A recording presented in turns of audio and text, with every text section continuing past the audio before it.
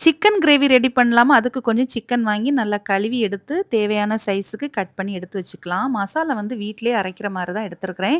கொஞ்சமா கல்பாசி, கூடவே பார்த்தீங்கன்னா 1 ஸ்பூன் மிளகு, 1 ஸ்பூன் சீரகம், 1 ஸ்பூன் சோம்பு, 2 ஏலக்காய், 2, 3 கிராம்பு, 2 துண்டு பட்டை, கூடவே பார்த்தீங்க ஜாதிப்பூ 1 துண்டு எடுத்துருக்கிறேன். அவ்வளோதான். இது கூடவே பார்த்தீங்கன்னா இஞ்சி, தேவையான இஞ்சி, பூண்டு ஒரு 10, 12 சின்ன வெங்காயம்.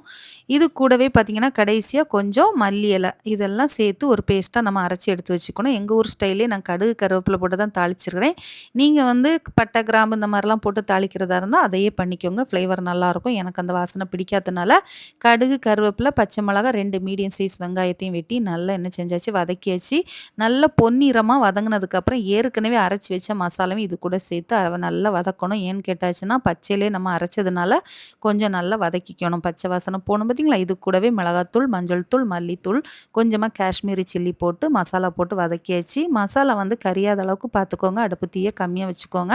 இல்லன்னா குழம்பு கலர் வந்து நமக்கு வந்து வேற கலர்ல வந்துரும். அதுக்காக தான். அதுக்கப்புறம் 2 சின்ன சைஸ் தக்காளிய பொடியா நறுக்கிட்டு, அதையும் கூடவே வதக்கிட்டு, கறி வந்து நல்லா கழுவி எடுத்து இது கூட சேர்த்துக்கலாம் இந்த நேரத்தில. நமக்கு வந்து கறி வந்து பார்த்திங்கன்னா, நல்லா தண்ணி ஊறி வரதுனால இப்போதைக்கு தண்ணி சேர்க்க வேண்டாம். கொஞ்சம் தண்ணி விட்டு வந்ததுக்கப்புறம் நம்ம வந்து தேவையான தண்ணியும் ஒரு சிலருக்கு வந்து குழம்பு கூடவே உருளைக்கிழங்கு போடுறது பிடிக்கும். ஏன்னா, நம்ம இந்த குழம்புக்கு வந்து தேங்காய் அரைக்கல. அதனால வந்து நான் வந்து உருளைக்கிழங்கு போட்டிருக்கிறேன். கொஞ்சம் குழம்பா கிடைக்கட்டும் அப்படிங்கிறதுக்காக. அது மட்டும் இல்ல கறி கூட சேர்க்கும்போது ரொம்ப டேஸ்ட்டா இருக்கும். கொஞ்சம் உப்பு சேர்த்து தேவையான தண்ணி ஊத்தி, அப்படியே குக்கர்ல ஒரு விசில் தான் போடணும். அதிக விசில் போட்டாச்சுன்னா கறி எல்லாமே பிரிந்துரும். பீஸா கிடைக்காது. அதுக்கப்புறம் ஒரு விசில் விட்டதுக்கு அப்புறம் நல்லா வந்து நம்ம என்ன செய்யணும், தண்ணியா இருந்துச்சுன்னா கொஞ்சம் மீண்டும் அடுப்புல வச்சு அப்படியே கொஞ்சம் வத்த விட்டுறணும். இல்லன்னா அப்படியே கொஞ்சம் மல்லி இலை போட்டு அப்படியே இறக்கி சாப்பிட்டோம்னா வேற லெவல்ல இருக்கும்.